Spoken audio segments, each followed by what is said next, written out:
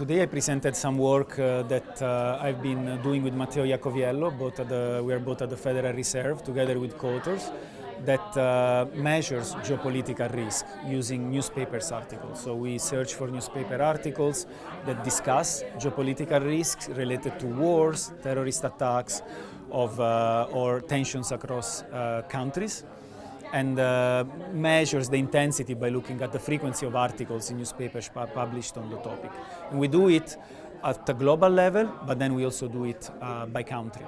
And today we looked at an application of this the geopolitical risk index to inflation. So we studied the relationship between geopolitical risks and inflation. And what I showed you just showed is that when geopolitical risks increase, you tend to see higher inflation in the future.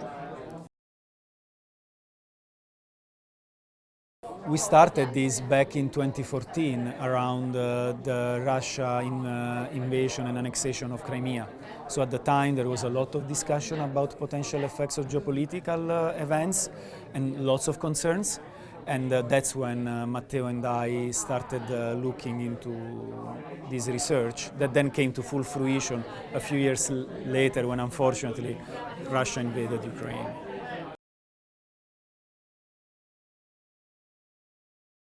Ex ante and theoretically, the effect is not clear because when you have, say, a war or you have a threat of a war, there can be various events happening simultaneously. So when a war erupts, you can have destruction of capital, you can have loss of human life, but at the same you can have a decline in trade.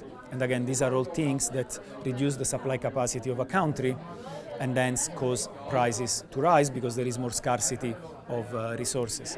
On the other hand, you can have also less demand. Consumers, firms might just demand less goods, and that could push prices down. So from a theoretical standpoint, it's unclear what is the effect.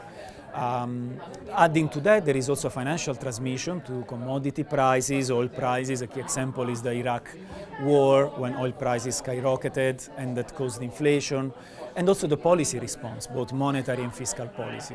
So through this type of analysis, we look at the historical relationship between geopolitical risk, wars, terrorist attacks, and those type of variables, and we find that the dominant effect is indeed inflationary. So destruction of human capital, expansionary fiscal policy to offset those type of negative adverse events, higher commodity prices, they all push the general price index up and hence can cause persistent inflation.